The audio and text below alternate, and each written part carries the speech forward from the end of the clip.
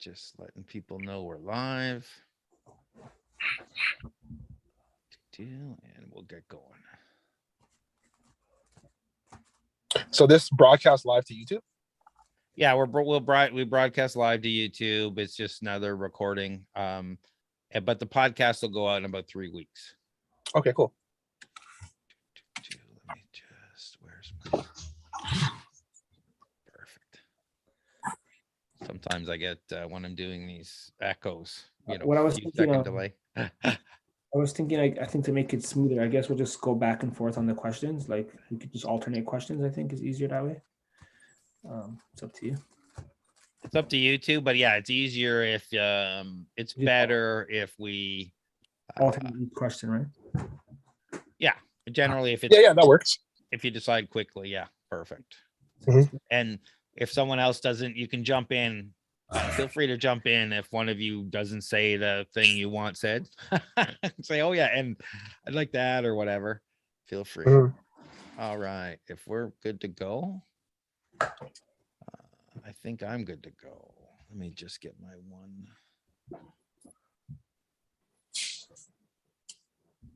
Second recording going just in case. My backup recorder. You never know how these things fail so many times. Welcome back to Startup Talk. I'm your host, the Startup Coach, founder of Toronto Starts, one of the largest communities in I'm going to start again because I messed that up. Welcome back to Startup Talk. I'm your host, the Startup Coach, founder of Toronto Starts, one of the largest startup communities in Canada. And with me today are the co-founders of GTA Yachts, Izzy and Jeffrey. Welcome. Thank you. Thank you for having us. Thank you for having us. It's great to have you. I think Izzy reached out to me and it was interesting business model and I wanted to talk to you, and thanks for coming because I think this is going to be great. So let's start with, how did the two of you meet? So I think I can take a stab at that. So me and Jeff met, I think it was about 10, 11 years ago. We used to work on like background sets together on movies and like videos and stuff like that. So it was pretty cool. That's where we met. So known him for quite a long time now. And, it's pretty cool to see 10 years later that, working together on this business. Like we never would have thought about this. I think 10 years ago that, we would align and do this. We remain friends over the years, but, this is something that we never thought of in a million years. But it's great that the friendship was there to start. So it's so much easier when we started working together because we already knew each other. But I think that's how we met from my perspective. I could be wrong, Jeff. No, that's pretty accurate. I think, we background together and we've just been friends over the years. And and then recently started this business together. So you were friends for a while. Where did the idea for GTA Yachts or luxury yachts by the hour come from? Okay, so 2 years ago, when the pandemic first hit in 2020, I don't know if you remember, but I'm sure you do remember. I think everyone remembers. It was just pandemonium when things started, and the whole world shut down, and it just came to a close. At the time, so before the pandemic, I had like an Airbnb business. I had a bunch of rental units that I rented, and then I relisted on Airbnb, and it was pretty good. I built up a decent portfolio of units, and I was doing that full time. And then the pandemic hit. Travel and tourism basically went to a halt. All of my Airbnb calendars got wiped clean. And my business went from literally making money to like zero, right? And I was sitting home doing nothing. And, I think everyone was sitting at home doing nothing. And then I remember when summer rolled around, I would see Izzy. Izzy would like frequent yachts in the city. And at the time, like I'd never been on a yacht in my life. I would just see him posting on Instagram and on social media, and I'd be like, whoa, that looks really cool. Like that looks like a lot of fun. I would love to do that. And then, so I talked to my friends about it, and we're like, yeah, that looks super fun. Let's do that. Prior to this, like I said, I'd never been on a yacht. My perception of yachts was just like, it's only something that's accessible for the really wealthy or like rich people. So I didn't really think anything of it. But again, when I saw him on it, I said, hey, I got to do that. My friends really want to do that. And then I said, can you connect me with the owner of the yacht that you're on? And he connected me with the owner, and come to realize that like his schedule was packed. And then I was just like struggling to find a yacht to book for me and my friends, you know? And like I said, everything's closed at this point, right? So the only thing you can do is outdoor stuff. Everyone cannot wait to get out of the house. So me and my friends were just dying. Like I'm just literally dying to get on the water to do a yacht because that's like the only thing that anybody was doing. So I'm just like going on the internet. I'm messaging all my friends. I'm like, hey, like, how do I get on a yacht? Like, I only know one guy and he's booked up. And then that's when I realized that like it's so difficult to even find a yacht.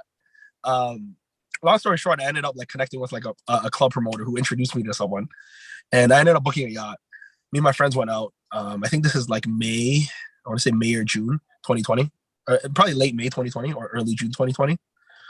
We went out. We had a great time. And then right after that first trip, and I actually didn't even end up going on the yacht that like Izzy was on. It was a different one, but I went out. I had an amazing time, me and all my friends. And right after that trip, like when we got back, like right away, I knew that like this is something that I think a lot of people would want to do. And I said to myself, why is it so difficult? Like, why is it so not accessible? Like, why is it so difficult for me to find a yacht? Like, this is ridiculous. This is such a fun activity. This is something that I think a lot of people would enjoy. And I think this needs to be way more accessible than it is. So I just walked around the marina, introduced myself to the people there. Like I said, my previous business basically went to, basically dissolved.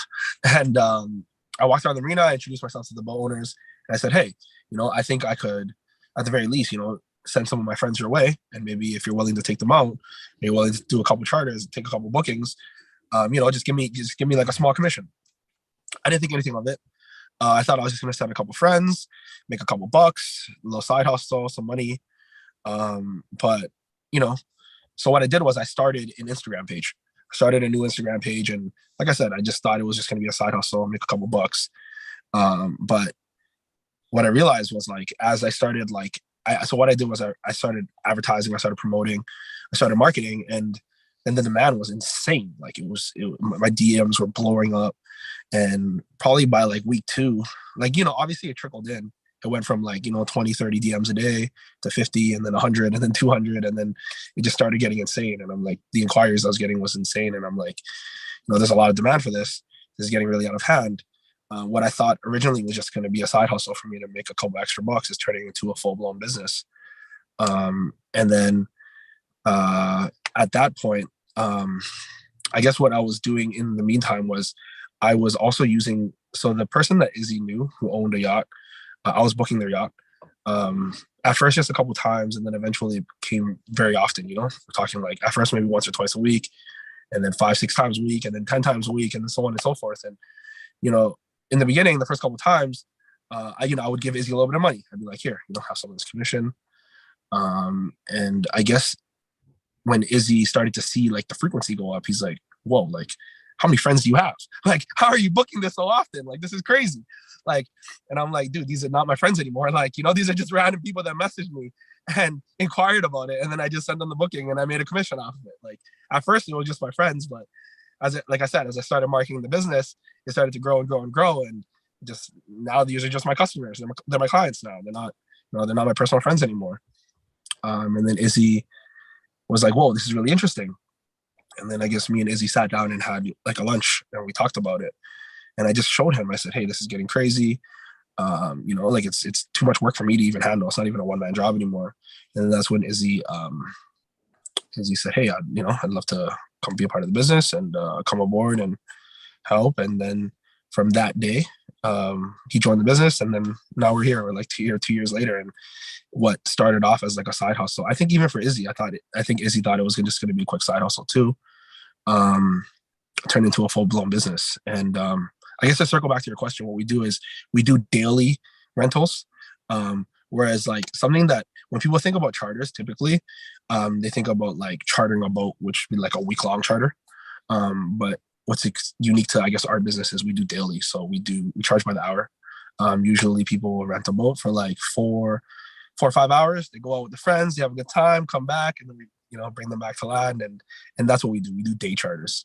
Something that I'm really proud of is like in the city, like I think that before us, and I don't think we're solely responsible for it, but we definitely played a huge role in introducing, yachting to like the city. Like I said previously, before 2020 or before I first got on a yacht, it was just like this really difficult thing to do. It was not easily accessible. Basically, it was an activity that was like exclusive to people that, that were typically wealthier, that could afford a yacht, that could afford to, have a membership of the yacht club and afford to buy their own yacht. Like, other than that, it was like, if you didn't own one, you pretty much were not getting on one. And what we were able to do is we were able to make it accessible and affordable for everybody, So if the university student at U of T wants to have, wants to rent a yacht for like 3-4 hours for their birthday and go out with their friends, like, we make that possible for them. So yeah, so like I said, that's something that I'm really proud of. We were able to bring like an activity that typically historically was reserved for the really wealthy and made it accessible to everybody. So how does it work? Okay, so let me ask this different. I'm a corporation, or it's a birthday, my friends, and I want to get a yacht. Yes. How does it work?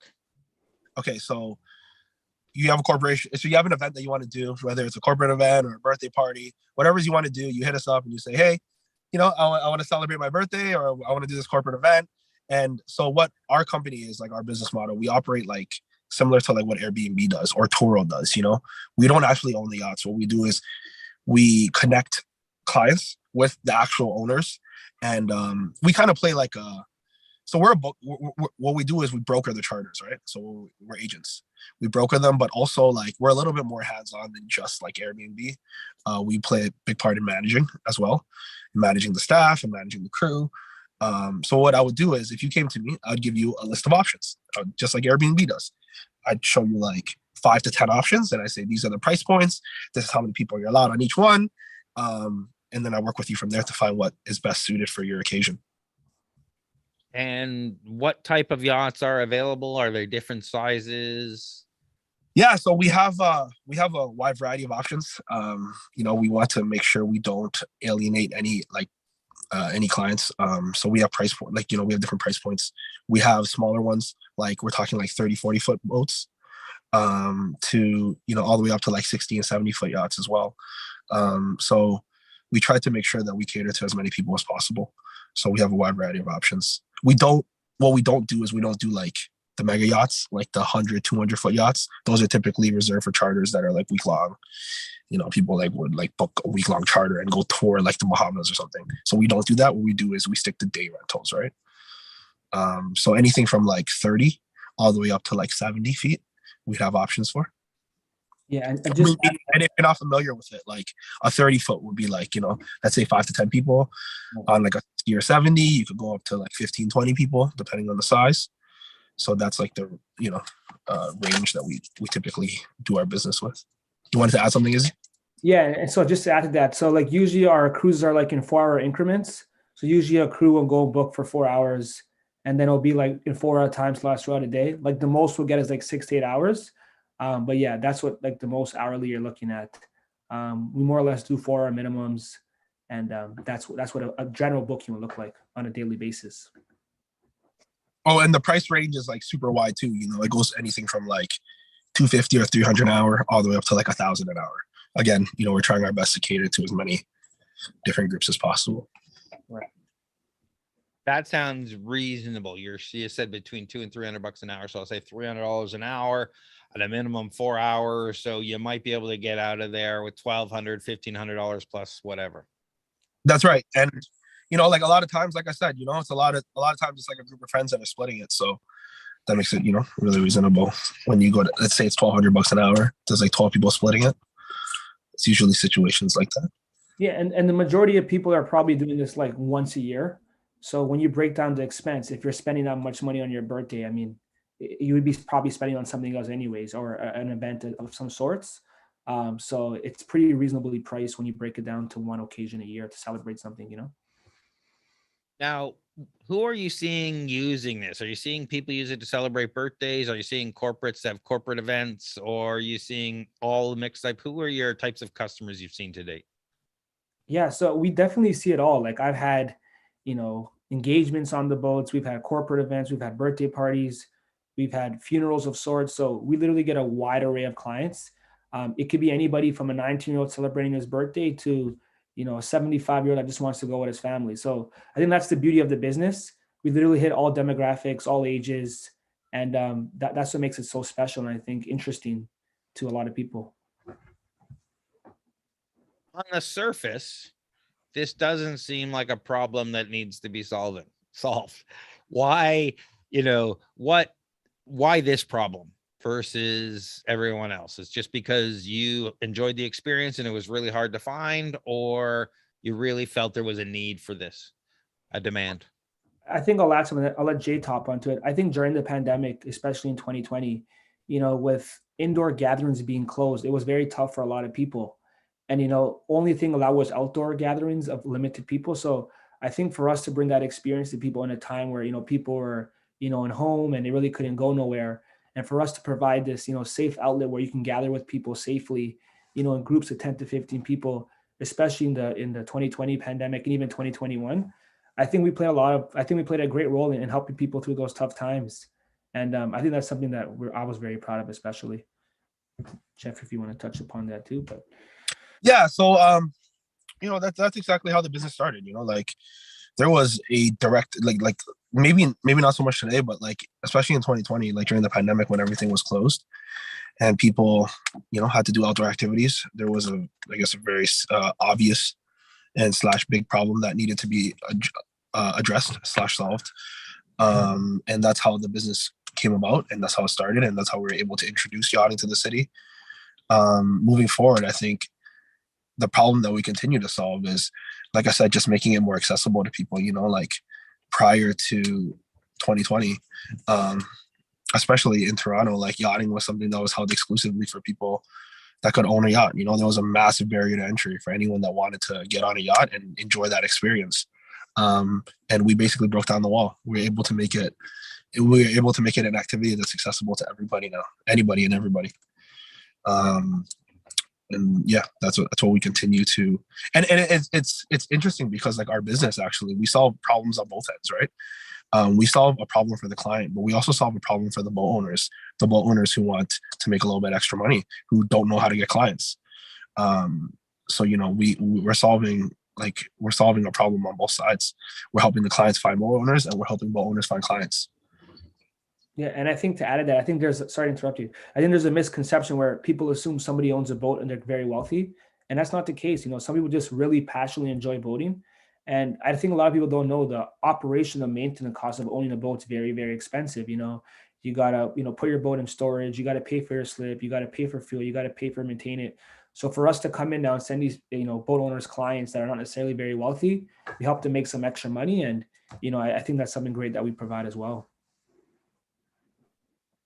Toronto is a great world-class city, but when I think of a place to start a yachting business, I don't think of Toronto. Why start here? Well, number one, because we're from here. I think to simply put it, number one, because we're from here. But number two, outside of that, exactly what I think you'd answered your own question. Toronto is absolutely a world-class city. I've done a lot of traveling. And I see in other world-class cities, when you go to, places like Miami, and, so let's ignore Miami because obviously Miami gets summer weather all year round. So I think yachting comes naturally to that city. But even if you look at places like New York, a city that Toronto is often compared to, New York has a huge, very bubbling, vibrant boating / yachting scene. And day charters have been a thing there for a long, long time. Same thing with somewhere like Chicago. And then if you go overseas to places like Hong Kong or Singapore, like they have, these cities that are surrounded by water have very rich and matured yachting and boating industries. And I don't just mean like people that own them, I also mean like chartering industries. So I think that even if it wasn't us, I think yachting and boating coming to Toronto, day charters, I think it was inevitable because, like I said, if you compare Toronto to other world-class cities that have large bodies of water, they all have really matured yachting industries. So I think, to answer your question, I think it was long overdue. sounds expensive to start and run, but it seems like it's a commission kind of based model versus buying yachts and whatnot and taking care of it. What is your funding situation? Are you bootstrapped? Are We're you just so far we've been completely bootstrapped. We haven't taken any investor in any investment. It's just been me and Izzy completely self-funding it ourselves. But yeah, like you said, we don't have to, fortunately, we don't have to purchase yachts. What our expenses look like are basically, running our platform, running our website. And then our biggest expense is marketing, obviously. We do have a couple staff that we pay. But again, all of that has been completely bootstrapped from day one. We have not taken any outside investments yet. So maybe in the future, as we continue to grow and we want to expand and we need, as the need for capital arises for growth, then, we will start considering it. But at the moment, it's been completely bootstrapped. talked about how much it costs? What types of extras does one get besides, the crew and someone to drive us out in the boat and back? What other things can I get on the boat? What other things can you get on the boat? Well, the beauty of our business is that, typically we provide just a crew in the boat. And what makes it so affordable is that we allow our customers to bring their own food and drinks. So, when you go to a bar and you want to buy a bottle or even a bottle of beer, that same beer that costs $1 at the beer store, they're selling to you for $10, right? So we don't do that. That's something that also makes it significantly more affordable. It's, you're welcome to bring your own drinks and alcohol, food and beverages. And that's one way that we make it accessible to our clients and affordable for our clients. Of course, if you wanted to get catering, we're happy to connect you and help you, get catering packages. Same with if you wanted a photographer or a videographer and you wanted to create a content, whether, it's an engagement or even if some people just want photos for their parties, right? We're happy to connect you with people like that. But that is not the core of our business. What our business does is we connect you, we get them the boat, and we have a crew on the boat that will operate the boat for you. So on board, there's a captain. The captain has a first mate, which is a deckhand that helps him, a co-captain, so to speak. And then we also have a stewardess on the boat. We have a girl that serves you your food and drinks. So that's the core of our business. If our client wants anything more, we're happy to help connect them with people, but that is definitely not the bulk of our business, and that's not, our specialty. Yeah, and I think with that being said, we really try to focus on, having great customer service, obviously, and that's how we have such a great way of retaining customers and having them come back next year. So what we do is, if you're a returning customer, I guarantee provide you a discount for the next booking, and we really try to create this family atmosphere with the customers, just to make them come back and continuously want to book with us. So that's very important to us, for sure. The startup world, everyone talks about hustle. What are you doing to get traction and build your audience? I think I could take a stab at that first, and Jeffrey can next. So I think we have a really good, fit here dynamically. I'm really good on the ground. So I do more of the operational stuff of the business, where it's, getting new boats, expanding to more markets. We're currently going to be expanding our business into Montreal and Ottawa this season as well. So I think we have a really great fit. Jeffrey deals with the marketing and the technology side of the business. So I think the great balance and duo, we know what we're good at, I think very helps a lot. And I think that's something that we specialize at for sure. So the question was about hustle, right? Yes. Okay, so hustle. I think I think what me and Izzy bring to the table is we're both young and hungry, and we're very hardworking and ambitious people. But I assume that's the same story with most startup founders. You know what I mean? So maybe that doesn't separate us from others, but that's definitely something that we take pride in. Our work ethic, and how willing we are to get the job done. I think neither of us are ever afraid to get our hands dirty. And ultimately, I think what does separate us from other people in terms of our hustle and our spirit is what Izzy mentioned earlier. We go above and beyond to make sure we have amazing customer service. All of our clients, we treat them I'm sure people say it a lot, family. We treat them like, not just like, we treat them like they're our friends. We chat with them, even like we have clients that have been clients for us for like 2-3 years, and returning clients, and they book like once a year. But like, we chat with them regularly, like us and like me and Izzy, we personally have conversations with them, and we only see them once a year. Like, they book with us once a year, but even when they're not booking with us, we still regularly, like, if you look at our DMs, literally from our business account, we chat with them as if we're just friends. So we have really, really close personal relationships with all of our clients, and they text us and they chat with us like we're friends. And like I said, sometimes these are clients that we see only once or twice a year, but even when we don't see them, we make sure to like maintain that relationship, and go out of our way for our customers whenever we can, in whatever way we can. Yeah, I think it's something that we take a lot of pride in terms of like, having that connection with our customers and clients, and that's why they keep coming back to us. I like to share both success and failure, so there's a chance that someone listening might not make the same mistake. Can you tell us a time where you screwed up and made the wrong pivot or business decision? I think that's a tricky one. I think we've been very fortunate in this business. I mean, at least from what we saw, when we started this bit, well, when Jeffrey started, and I came on a couple of weeks later, the business scaled really, really quick. So it's been really all, straight uphill from the beginning. Most businesses, as you know, when you start, there's obviously a lot of, issues. It takes a while for, steam to go and to start making money. We were profiting really, really quick, obviously due to the, demand and the timing of when the business started. So I think it's been pretty smooth sailing for us.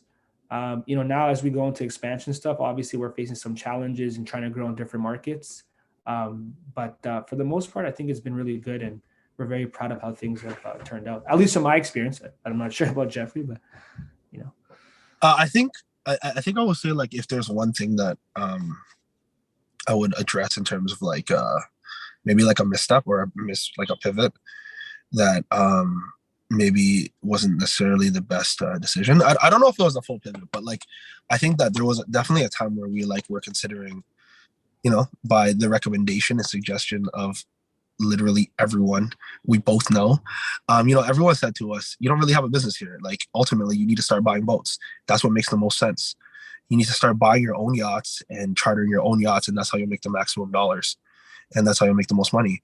And I think we both had like a time where we kind of let that, like, we started to believe it, and I think that was a mistake. We didn't go out and buy a boat, so obviously we didn't like move forward with that action. But like, the reason I say that is because we were letting other people's opinions / thoughts kind of make us stray away from our business model and our business plan and what we're good at. That's like telling Airbnb that they should be building 100-story hotels, and instead of using the peer-to-peer model. That's simply not our business model, and we should continue. We basically double down on like what we're good at. Like as you said, we're expanding to other cities this year, which we're really excited about. And we've continued to double down on our business model. Like, there was a time where we were considering like purchasing boats, and we're just going to book our own boats and our own yachts, and we're not going to book other people. But like, that's not what got us to the race, got us to the party, so to speak. And that's not, that's not how our business was built. So, we're doubling down and tripling down on our business model, which is, if you have a boat, you have a yacht, and you want to list it, we're more than happy to send you customers. We want to be friends with all the yacht owners, and we want to help them. Our business model is not to buy a yacht and compete with them and not book them, So if there's a misstep, it's definitely that, considering that. Because we did spend, I guess, a significant amount of time and energy looking into purchasing. And we ultimately decided, this is not our business model. This is not what makes the most sense for us. This is not where we should be spending our money. We should be spending our money on growing the business and continuing to build the brand and marketing and, doing what we do best. And I think to add to that, a lot of people also, are telling us, this is only going to be a pandemic business. It's going to be so good in 2020. And then when everything opens up, everybody's going to go back to, parties or indoor gatherings or whatever it is, and nobody's going to book the boats. And then, I recall, vividly, it was August of 2021, and, restrictions were more or less lifted and everything opened up. And that was literally our best month of sales that we had since we started the business. So that really gave us a real sense of, okay, this business is here to stay and it's here for the long term. And yeah, we just remained our course. And I think even as things open up, I think boating in Toronto is just getting started. And it's about to even take off to a whole nother level in the coming years. Recognizing a bad advice before you fully take it is good advice, because obviously, when you take a stick back, inventory management is not what you want to do. And, the cost of that and turnover is, that's a whole nightmare in itself. So sounds like you guys avoided a whole bunch of problems and took the right route. Sounds like you have a lot of stuff to manage: crews, people, boats, availability, requests coming in. What business tools would you recommend, or that you use, or that you've seen other startups use, to manage an early stage startup where there's only a handful of people, but you got all these different things to use to manage? What kind of tools? I guess you're talking about, I guess you're referring to like software. Yes. Well, we're big fans of Google Drive. Big fan of Excel. So I Excel everything. So that's like a free tool that you can use. And like that's all on Sheets that I use. I don't even use Excel anymore. I use Google Sheets for that. So I do all of that on there. Tools that like my fellow like friends startup, like my other friends in startups or founders use, things like Salesforce, which are great CRM systems. But other than that, like for us, it's really we've just been organizing, all of our to-do lists and stuff. Like we're pretty much doing it like in-house. We haven't implemented any CRM systems yet. Our system that we've been using right now has been working great. We use Google Calendar and Google Sheets, and we have not implemented any other CRM systems yet. But I think we will. Like I have plans to implement something like that in the near future, because as we get more and more bookings, it just becomes more and more like our database grows larger. That's definitely something that we need to address. But at the moment, like just spreadsheeting and using Docs and just sharing files like that has been great for us. Yeah, G Suite's been a lifesaver for a lot of startups. All the tools where you just share all the documents all the time. For sure. Do you have any tips for founders? Tips for founders. I think the biggest thing is, you just got to keep the course. Obviously when you start a business, it's tough. There's a lot of ups and downs and you just can't give up. I think a lot of people, maybe they fail because they give up too soon, or they run out of cash flow and they just can't sustain the business. But I think it's very important, if you believe in something and, you really think it can work, I think you got to keep going. I think at the same time, you also maybe have to realize, if things maybe are not working in your favor, then you got to readjust. But I think the biggest thing for me is just, keep plugging away at it. And I just feel it, eventually things will just fall in your favor. Jeff, if you want to add, for sure you can. I don't know. Maybe. Yeah, no, I think that's great advice. I think you should just, believe in yourself and believe in your vision. And, I think it's important to stay the course and, give it a real shot before calling it. I think that's the biggest problem that a lot of people have. They call it quits way too early. I think you just got to double down on what you believe and stay the course. And as he said, that like good things will happen. And, I'm a firm believer that like, luck favors, like people who work harder, like, I think the harder you work, the luckier you get. Like I'm a big believer in that as well. I'm a big believer in creating your own luck. And, if I could give anyone any advice, just to believe in yourself. And I think that luck will happen, What's next for you in GTA Yachts? So obviously the expansion is something that's very key for us right now. So we're going to new markets. That's very, very important to us. Currently we're operating in, the summer months within Canada. So we definitely want to be obviously all year round. So we're looking to go into more warmer markets throughout the winter time. That's the key for us right now, just growing into more markets. So, we can keep growing the business. What's next for Sorry, yes, go ahead. Go ahead. Yeah, what's next for GTA Yachts? We're gonna take over the water, international. Yeah. Fantastic. Maybe, own the ocean one day. We did have a question from our live chat room here about what do you do during the winters when it's not possible to go out on yachts? Izzy, you want to answer that or should I? Yeah, sure. So I mean, thankfully, obviously our summers do well, so that's obviously that's obviously great. So obviously we have some things to do. This year has been a little different. So we've been doing this hybrid model, as Jeff mentioned, of managing boats and booking boats. So we're also helping the boat owners, the purchase of the boats and the whole thing getting ready for the summer. And as I said, we're also working on this expansion now to go into other markets so we can have a full year-round business. But that answers the question of what we do in the winter. Like Yeah, long okay. story, a lot of like preparing for the summer. Right. It's a What it lot of sounds like. preparing. It's like it's almost like asking it's almost like asking like I guess someone that like An NBA player. doesn't have, like what did the people that the Met Gala just happened this summer, right? Like what did the people that organized the Met Gala do when the Met Gala is not happening? They're preparing for the Met Gala. So it's a lot of preparing for the summer. And where can people go to find out more about GTA Yachts? If they're interested in getting one, where do they go? Yeah, so we're all you can find us on Instagram, GTA Yachts, Facebook, GTA Yachts, and our website is gta.yachts. And you go online, you'll find everything from prices, boat selection, what we offer. Pretty simple, easy steps. And yeah, you can find us all on those platforms. So there's no excuse now for people in the GTA and pretty soon Ottawa and Montreal to not go out on a luxury yacht at least one time a year. For sure, or more. If you book a second time, you get a discount. So yeah, for sure, more than once would be ideal. But if you book once, we're more than happy.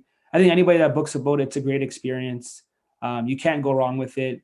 And people have to remember too, we don't get that much warm weather in Toronto or Montreal or Ottawa. It's a very short season. And I think that's why people are so excited to do it, because you really have only from May to September to get in the water and really enjoy a wonderful day, which makes it more exciting, I think, for customers as well. Thank you for taking the time to be a part of Startup Talk. Really appreciate you talking all about GTA Yachts. Perfect. Thank you so much for having us. Yeah, thank you for having us. It was a pleasure. Talk soon.